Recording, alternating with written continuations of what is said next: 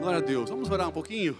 Papai, obrigado por estarmos juntos nesse lindo domingo que Tu nos deu. Obrigado, papai, por aqueles que também estão nos acompanhando remotamente.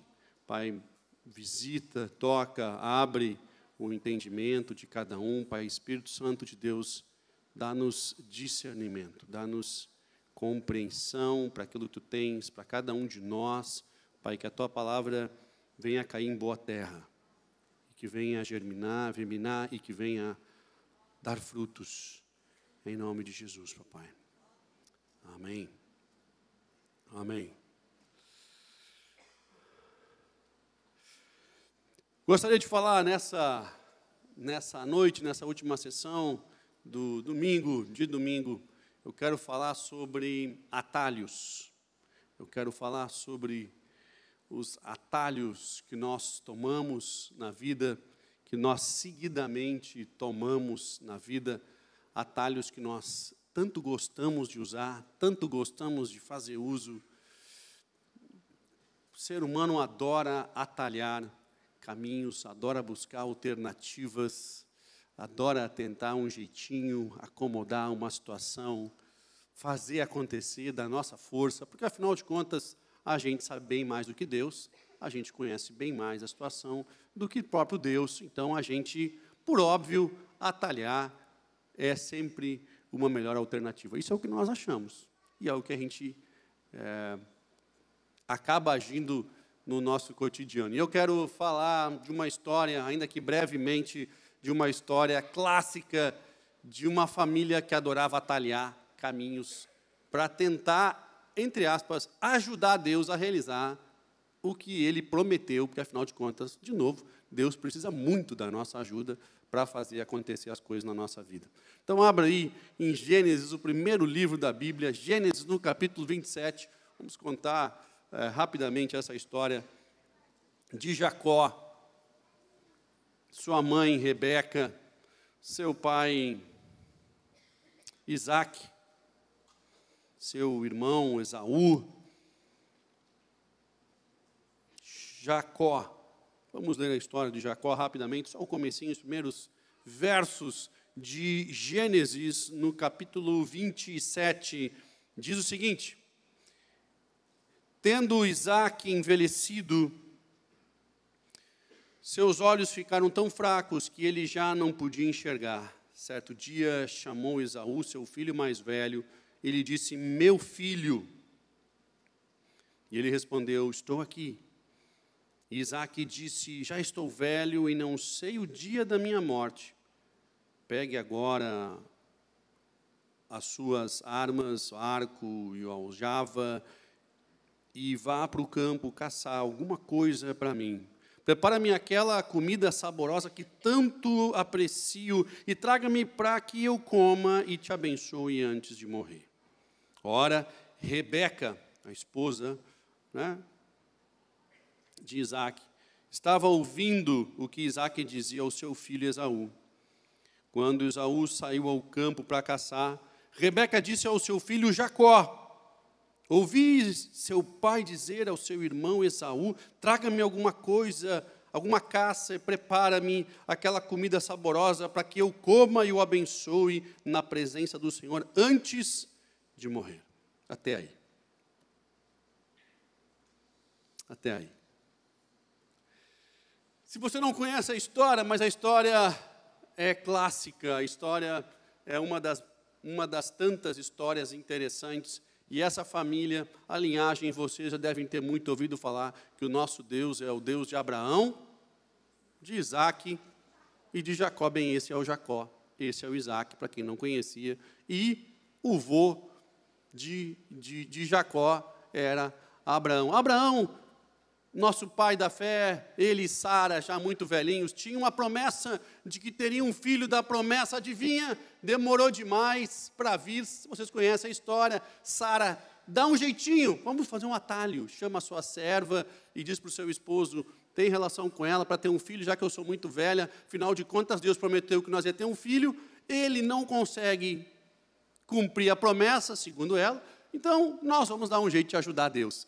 E aí, nasce Ismael, não era o filho da promessa, era um filho, mas não era o da promessa. Mais tarde vem Isaac, o filho da promessa. E aí diz, olha, Deus é capaz de fazer mesmo, que interessante, Ele promete, Ele cumpre, que coisa louca isso. Pois bem, é o filho da promessa, mas a família já tinha dado um jeitinho. Nós hoje, até hoje, na humanidade, vemos os efeitos desse jeitinho, da ramificação que criou a humanidade e do jeitinho que nós estamos vendo. Os atalhos nunca são melhores do que o caminho original. O atalho, o nome já diz, é um atalho. É uma meia boca, é um jeito de também chegar. Não é o melhor, porque se fosse melhor, não seria chamado atalho. Nós sabemos que um atalho é complexo, nós sabemos que ele é mais complicado, nós sabemos que ele talvez até estrague o nosso veículo, mas a gente arrisca assim mesmo, porque afinal de contas é um jeito de chegar mais rápido na nossa cabeça, até onde nós gostaríamos de chegar. E a história vai seguindo até chegar aqui. Então, Isaac é o filho da promessa, e ele casa com Rebeca. Rebeca essa que estava ouvindo ali, né? Estava fofocando, ouvindo o seu marido, que já era velho em idade, e a tradição diz que o filho mais velho ganhava, que é o primogênito, ganhava uma porção em dobro. Não é que nem hoje, ou não, pelo menos a lei brasileira, que filho é filho, não importa, sendo filho a porção é igual para todos, sendo filho, todos ganham de igual forma. Não era o costume da época, o primogênito ganhava o dobro. E ele não só ganhava o dobro, como ele também carregava o nome da geração. Ele também era o responsável pela família, ele era o cara, era o que dava as ordens, é o que dava o rumo. Na realidade, Isaac e Rebeca tiveram gêmeos. Tiveram gêmeos, e quem nasce primeiro era Esaú. Então, a ordem seria normal, a ordem seria clara. Nosso Deus é o Deus de Abraão, de Isaac. E deu erro aqui, né? Era para ser Esaú, cara. Tem coisa errada, porque essa era a ordem. Porque, afinal de contas, quem era o mais velho, quem levaria o nome da família, quem leva o nome da descendência, e não é. Nosso Deus é Abraão, Isaac e Jacó. Por que é Jacó? Porque, na realidade, quando a mãe estava grávida, ela recebe uma visão de Deus, dizendo o seguinte, isso é importante que a gente entenda, a visão era que o filho mais jovem iria estar sobre o mais velho, que o mais velho serviria o mais jovem. Isso é contado no capítulo 25 desse mesmo livro. Um pouquinho antes, diz que o filho mais velho serviria o mais jovem. Engraçado que gêmeos têm um filho mais velho. Alguns minutos, mas não importa. Nasceu primeiro, é mais velho. Quem era o mais velho? Esaú. Nasce Esaú e agarrado no garrão, a Bíblia diz, estava lá Jacó. Então, o mais jovem era Jacó e tinha uma promessa sobre ele. Interessante que sobre essa família, que sobre a linhagem, sobre eu e sobre você, nós temos uma promessa, que ela vem antes mesmo de nós nascermos. O que já existia sobre eles, existe sobre nós. Abraão tinha uma promessa, Isaac tinha uma promessa, e de novo tinha uma promessa, de novo sobre essa linhagem. Linda, a história era fantástica. A história era a seguinte, que mesmo Jacó, não sendo o primogênito, sobre ele tinha uma promessa que ele seria ainda maior. Então, aquele que ganhou a porção dobrada não seria tão grande quanto Jacó, que nasceu depois. A história seria linda. Sabe por que seria? Porque eu e você nunca vamos ler ela. Ela não aconteceu. Eu não sei esse testemunho. Essa história não está na Bíblia porque ela não aconteceu. Porque eles não deixaram acontecer. Eles não permitiram que essa história acontecesse, porque eles entenderam que precisavam ajudar a Deus, uma vez que Jacó tinha uma promessa, mas o pai estava prestes a dar a bênção para Esaú, que era o filho mais velho, como que se o maior de tudo, o melhor de tudo, fosse simplesmente a bênção terrena. O que eles não tinham entendido é que Deus havia prometido algo muito maior. na cabeça limitada de Rebeca, o muito maior era a bênção do seu esposo. Na bênção limitada sua e na minha mente limitada, a gente acha que o maior é o que nós estamos vendo. É o que eu consigo alcançar, é até onde os meus olhos alcançam. Aonde os meus olhos e a minha mente alcançam, é tudo que eu jamais poderia ter, eu jamais posso alcançar. A diferença é que nem olhos viram e nem ouvidos ouviram, e nem jamais penetrou em coração humano o que Deus tem preparado para aqueles que o amam. Mas a nossa mente limitada nos faz tomar atalhos, para que nós venhamos a chegar o mais rápido possível aonde a gente imagina ser o melhor. E a história de Jacó jamais vai ser contada porque eles não viveram. A história de Jacó é um misto de manifestação de Deus e de sofrimento. Até a mulher vesga o cara a casa. O que deu de errado na vida dele foi impressionante. Tudo o que deu era para dar de errado, deu. E esse camarada, ele abre mão da bênção de Deus para ter a bênção do pai dele.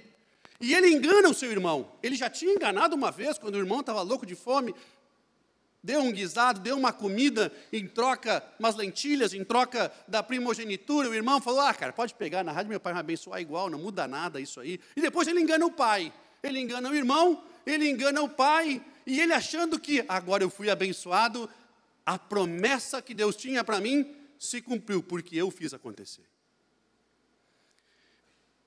Enganado ele estava, porque a partir daquele momento, ele tem que fugir para não ser morto, por óbvio, do seu próprio irmão.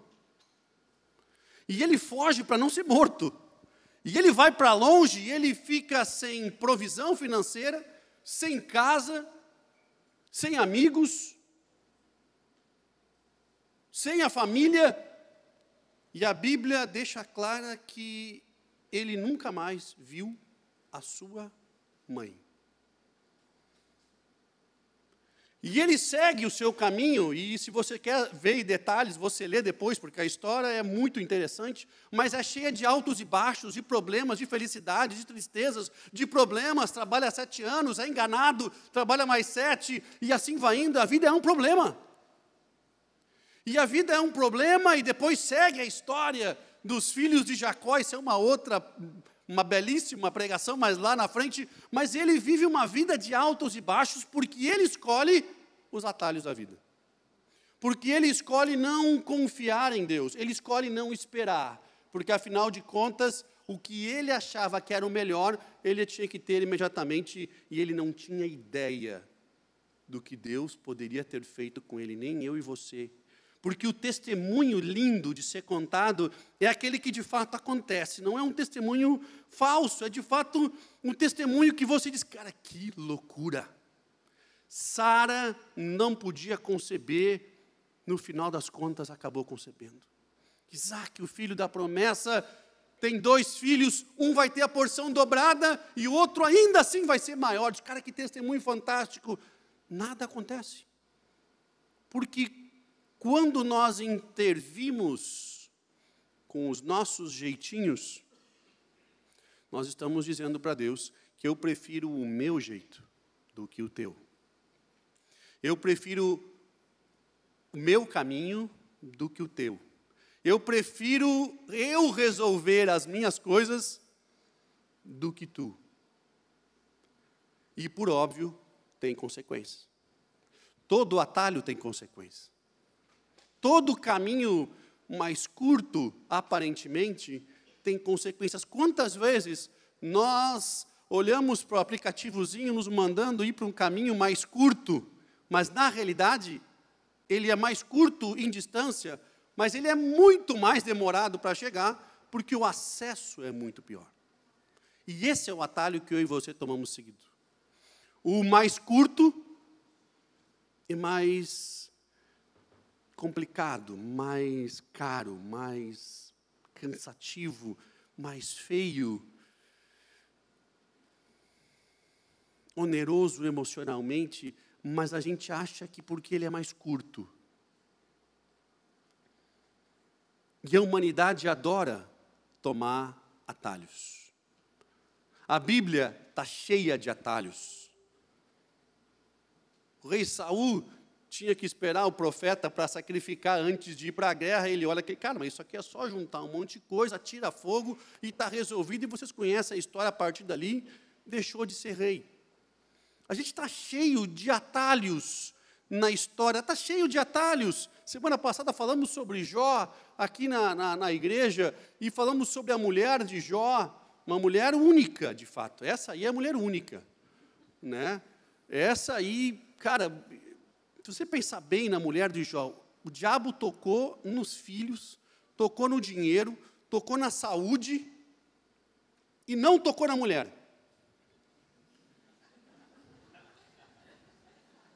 Faz pensar, gente, não faz pensar?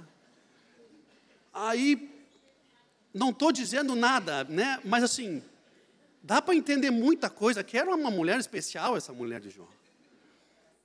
Né? Porque nem o diabo tocou na mulher, cara. O diabo não está fazendo um trabalho bem feito. Essa deixa, que é para judiar de Jó, deixa ela também. Ele acabou com todo mundo, não acabou com a véia. Chega no fim, ela chama Jó e diz, amaldiçoa esse teu Deus e morre, cara. Ela dá um jeito na situação. Nós sempre temos um jeito na situação. Nós adoramos dar um jeito na situação. Moisés estava esperando, sendo ministrado diante de Deus, Deus face a face no morro, no monte, ele ia descer com os 10 mandamentos, o povo, cara, cansei. Quer saber? Vamos fazer um Deus aqui.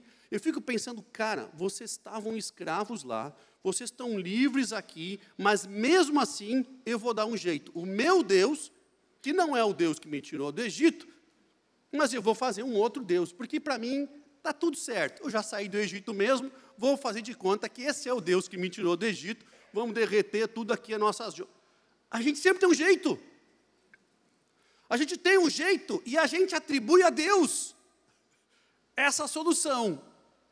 Rebeca, mãe de Jacó, estava dizendo, vamos enganar o teu pai, tu vai receber a bênção aqui da família e você vai poder dizer que Deus te abençoou, porque afinal de contas eu tinha uma promessa que realmente tu seria maior e nós conseguimos fazer com que tu fique maior.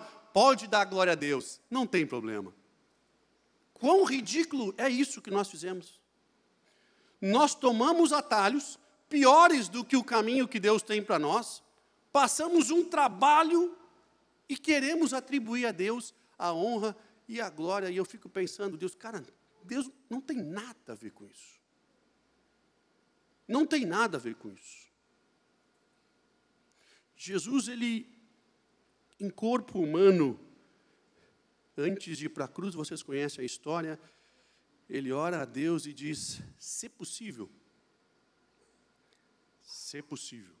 afasta de mim esse cálice, porque eu sei aonde eu estou indo, eu sei o que eu vou passar, eu sei o quão difícil é, eu sei o quanto eu vou sofrer. Existe alguma forma disso não acontecer desse jeito? Se existe, afasta de mim esse cálice. Contudo, que eu não pegue um atalho, e sim que seja feita a tua vontade. E a gente conhece a história de que ele não pega nenhum atalho. Ele não diz, vamos fazer de conta que eu estou na cruz. Ó, eu subi na cruz, só amarra aqui, não precisa bater nada, não prega nada, também nem machuca. Está tudo certo, só amarrou, tira a foto e posta. Todo mundo vai achar que eu estava lá, cara.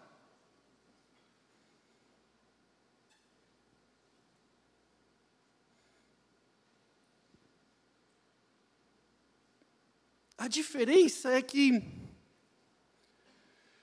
a nossa vida de verdade não é a vida do Instagram. O que acontece é que a gente posta uma foto feliz em lágrimas.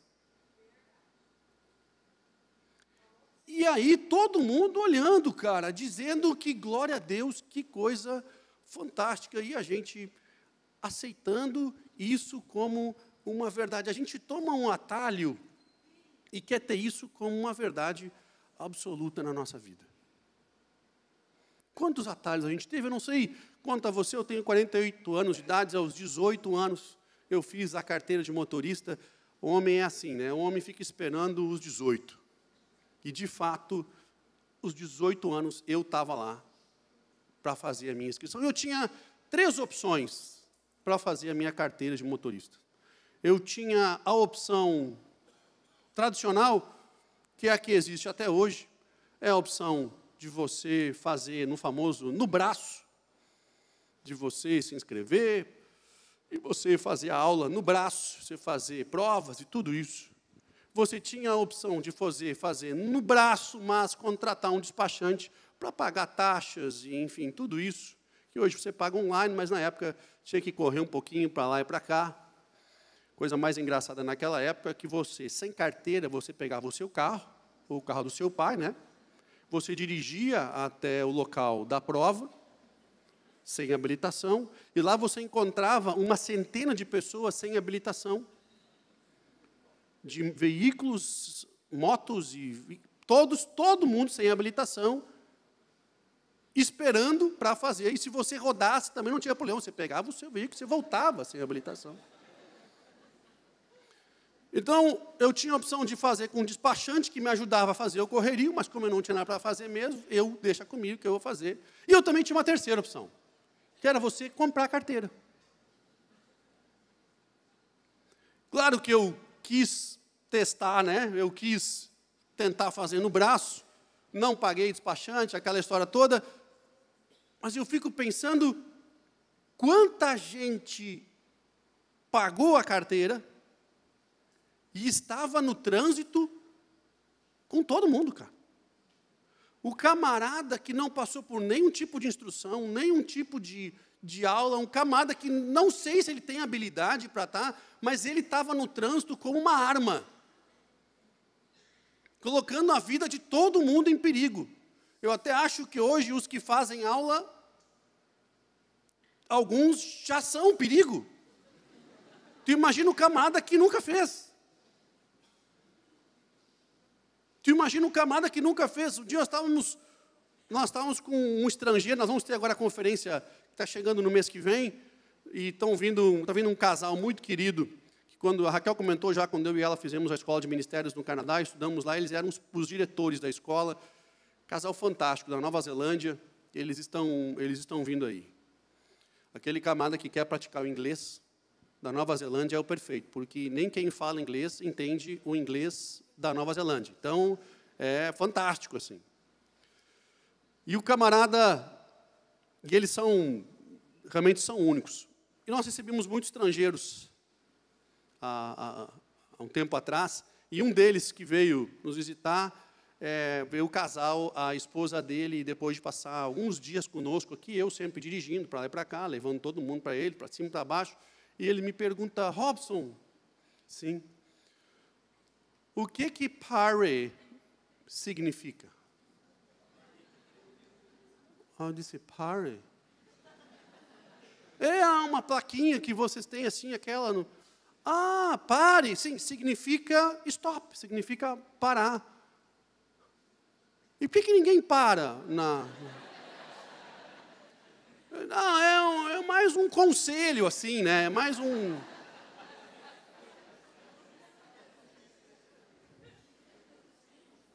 Que no Brasil é aquele negócio, né? Você está acelerando, você tira o pé do acelerador, enfia a cabeça para frente, como que se a cabeça fosse passar o capô. A impressão de que você está vendo quem está vindo dos dois lados, e você dá aquela olhada e acelera. Não é assim? Cheio de infração, que é todo mundo que reconheceu a infração de trânsito. A gente faz isso. A gente adora atalho. Não adora atalho?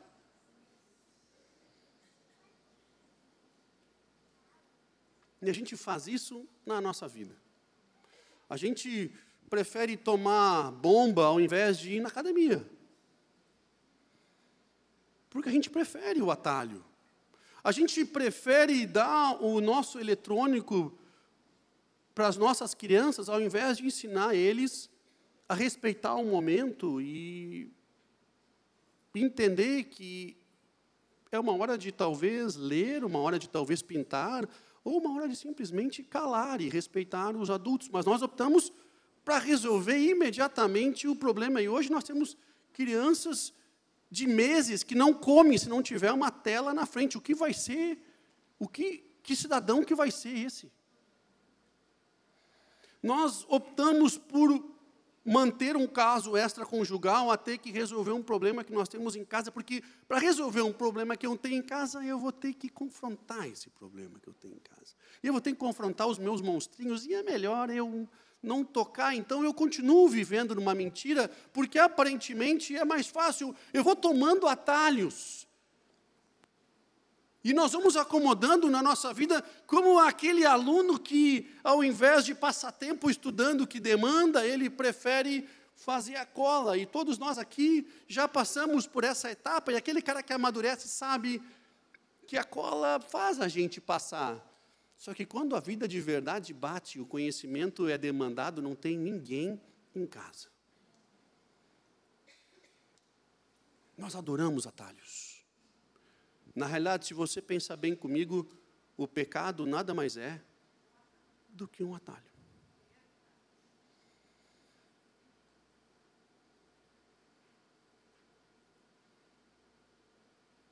É um atalho para aquilo que Deus te prometeu de forma melhor, mas você acha que sabe mais. É um atalho para que você não tenha que encarar os princípios, os valores. É aquela situação que você sabe que você vai ter que se incomodar para resolver, então é melhor fazer de conta que ela não existe.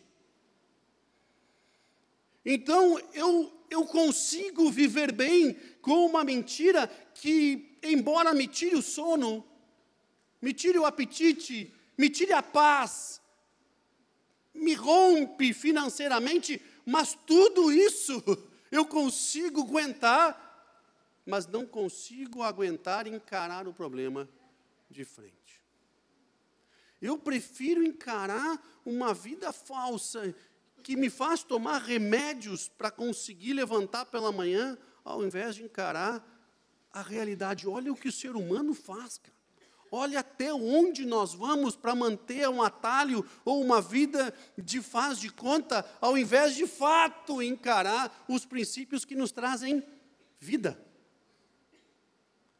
Nós fizemos isso seguidamente. Porque nós adoramos atalhos. Nós adoramos burlar o sistema. Nós adoramos achar um jeitinho para não ter que, de fato, viver a realidade. Porque a realidade, ela dói, cara. Eu prefiro fazer de conta que eu tenho dinheiro, porque se eu me deparar com a realidade, essa realidade ela é dolorosa. Embora seja a verdade que me liberta, embora seja uma verdade que vai me fazer dormir à noite, que não vai me fazer ficar doente, que vai me fazer ser feliz por completo, mas eu opto por viver uma mentira, porque nós adoramos atalhos. Porque, afinal de contas, eu sou filho de Deus e eu mereço determinada coisa, eu mereço ter isso. Então, já que eu mereço ter tanta coisa, eu vou fazer de conta que eu já tenho tudo que mereço. Embora não seja verdade, vou tomar todos os atalhos necessários para fazer de conta que eu já tenho tudo que mereço. E vou dar a honra e a glória para Ele nessa vida falsa e medíocre que eu vivo.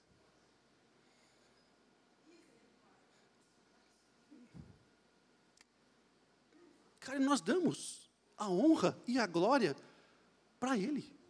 Era o que Jacó estava tentando fazer, cara. Era o que Jacó estava tentando acomodar, e era o que Rebeca estava tentando acomodar, e eles não conseguiam entender que eles já vinham de uma linhagem com promessas incríveis que não era necessário. Já era provado que não era necessário, e o testemunho seria fantástico. Pena que eu e você jamais leremos isso na Bíblia. Eu não sei como termina a vida, como seria a vida de Jacó se ele não tivesse ido por atalhos. Eu não sei como seria Saul se ele não tivesse tomado atalhos. Eu não sei. Eu não sei como seria a vida de Judas. Eu não sei. Eu não sei.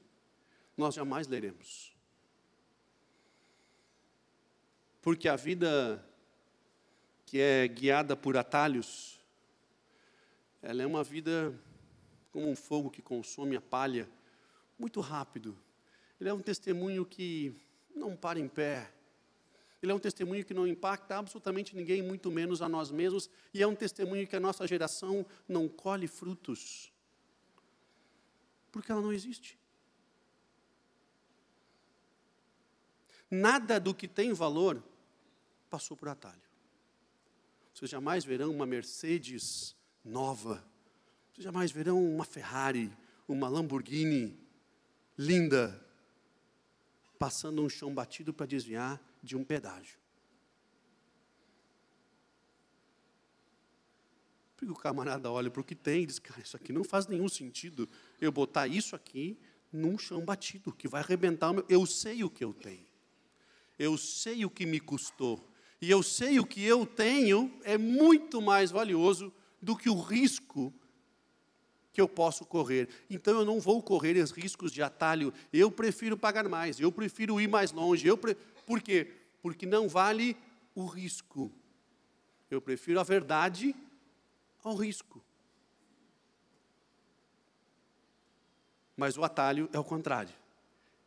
Eu boto a verdade em jogo porque eu quero correr o risco de chegar antes. Eu quero correr o risco de parecer que eu tenho. Eu quero correr o risco de faz de conta.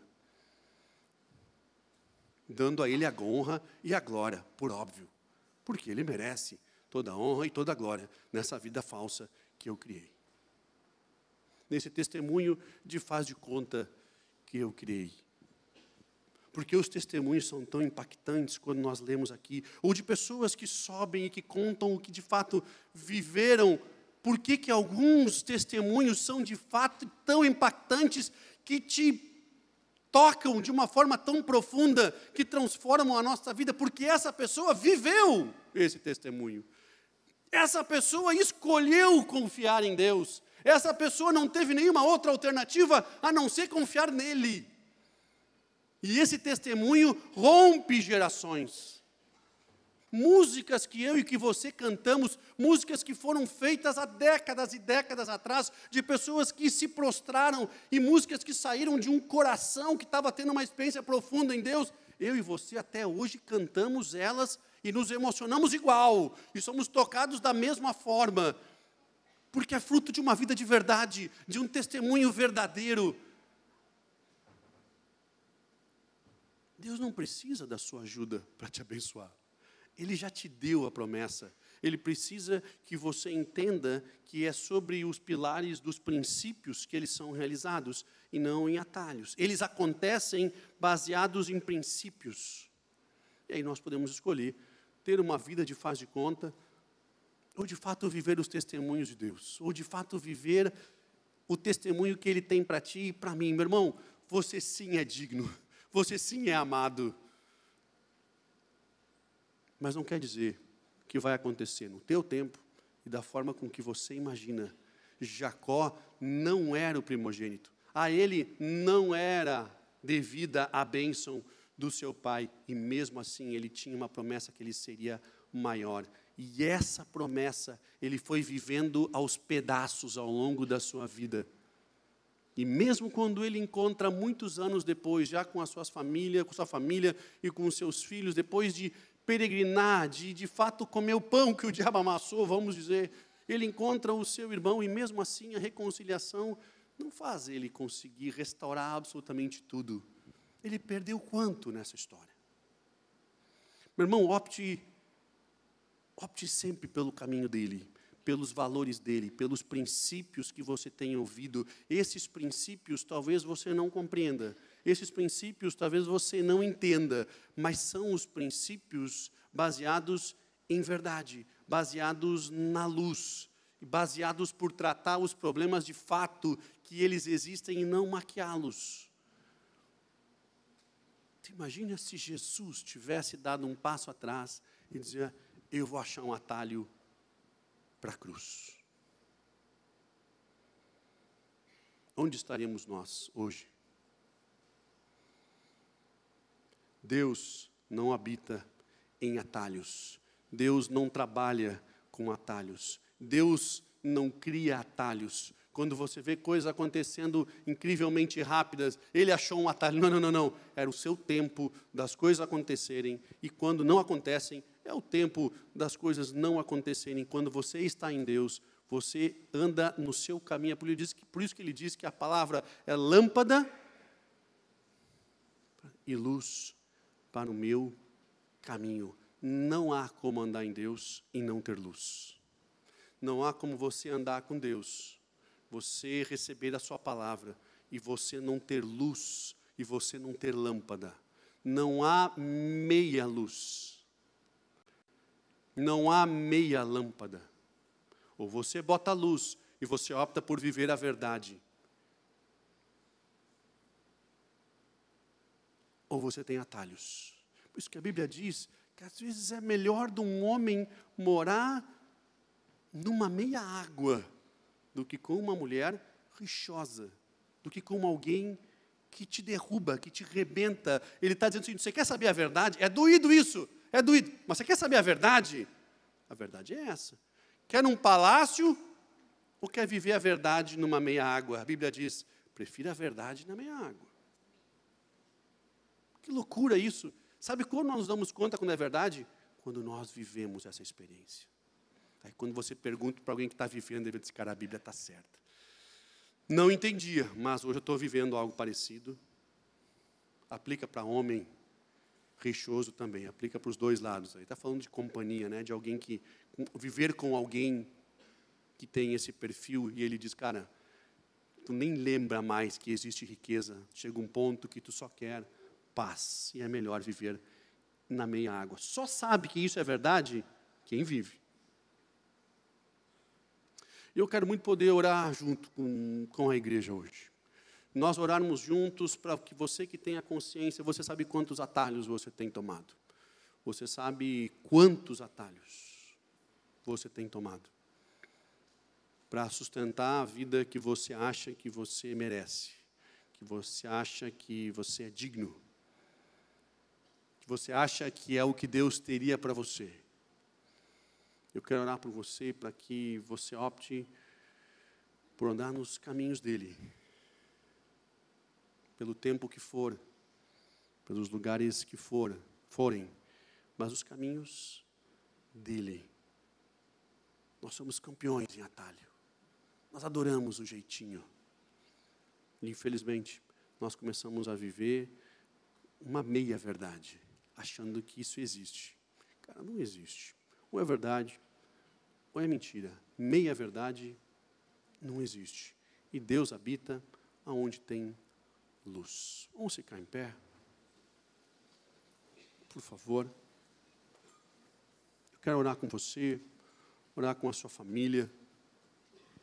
Você que está nos acompanhando em casa, quero orar por você também. Se você puder tirar esse tempo agora e você se concentrar no Senhor, as famílias que estão aqui.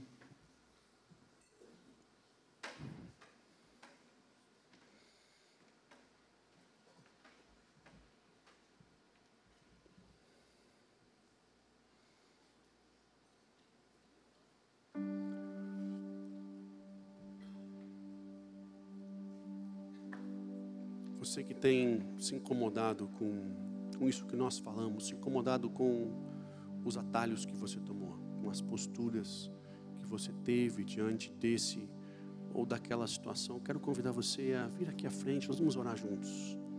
Nós tivemos um tempo tão precioso na sessão da tarde, na sessão da parte, da tarde, das 5 horas, e eu tenho certeza que Deus pode trazer libertação, consciência de que fato você precisa viver uma vida de verdade.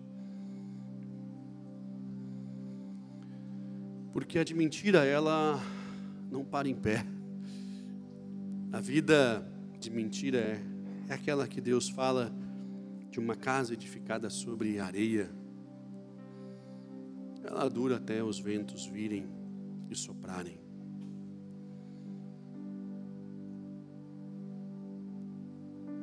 Deixa eu te dizer, meu irmão, preste bem atenção.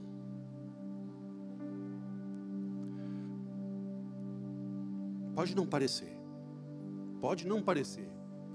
mas é muito mais difícil, demanda muito mais esforço, demanda muito mais energia, demanda muito mais dinheiro você viver uma vida de mentira. Por mais que pareça o contrário.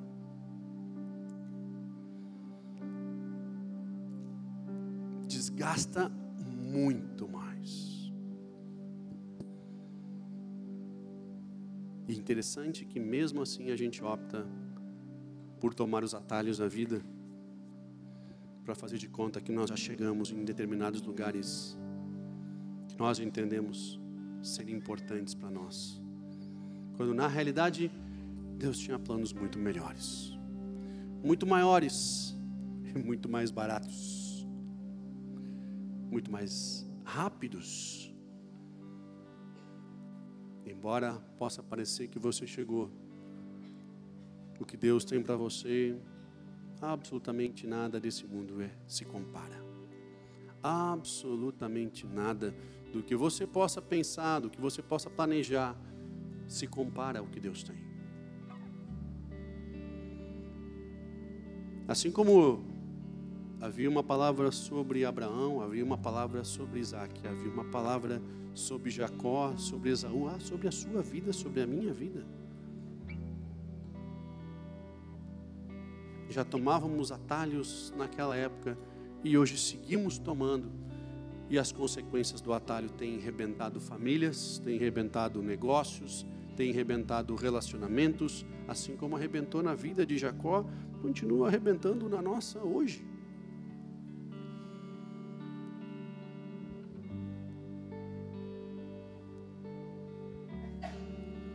Quero convidar você a vir à frente, nós vamos adorar, nós vamos orar, para que Deus mova, que Deus faça diante das suas escolhas. Venha, ore, se arrependa, peça perdão ao Senhor e nós vamos orar juntos.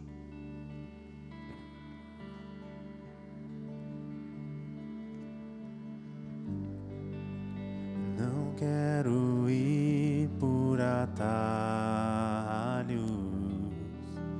quero seguir o caminho que Tu preparaste para mim, Senhor.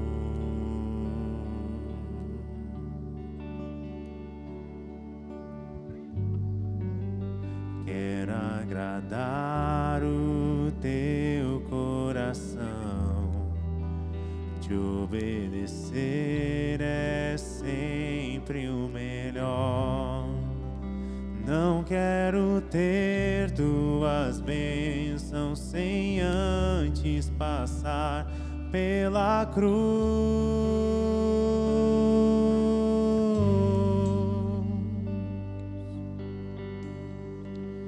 Eu vou passar pela cruz, me quebrantar, vou passar pela cruz.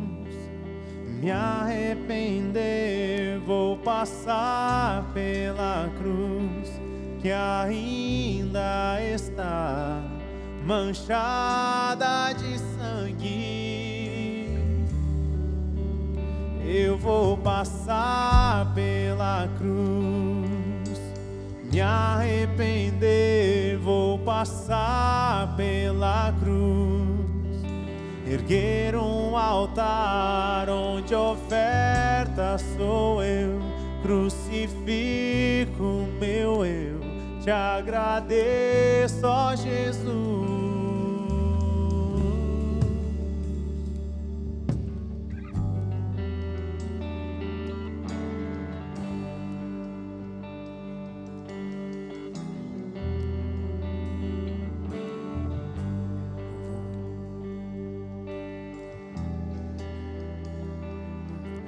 Nos perdoa, papai, por ter tomado caminhos que não são os teus, por ter feito escolhas que nos afastaram da verdade absoluta, que nos levaram para uma situação que nos demanda muito, muito para manter. Papai, nos perdoa. Nos perdoa por atalhos que temos tomado. Apesar de termos a promessa, apesar de termos instrução, apesar de termos os princípios, Papai, nos perdoa pelos atalhos que tomamos. Nos perdoa. Nos perdoa pelas escolhas que pareciam mais rápidas, mais fáceis, mais simples.